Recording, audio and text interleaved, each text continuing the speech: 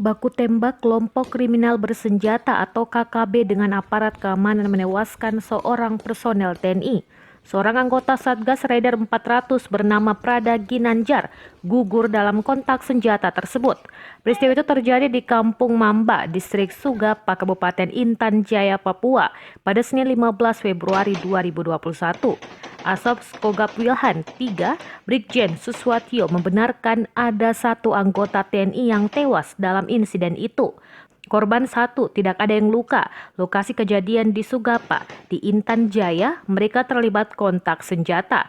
Kata dia, dalam peristiwa tersebut Prada Ginanjar tertembak di bagian perut dan gugur. Prada Ginanjar yang ditembak kemudian dievakuasi menggunakan helikopter yang mengangkut Pangdam ke Sugapa. Seperti diketahui, Pangdam Cendrawasih Maijen Ignatius Yogo Triyono memang tengah melakukan kunjungan ke Sugapa Intan Jaya pada Senin 15 Februari 2021 pagi.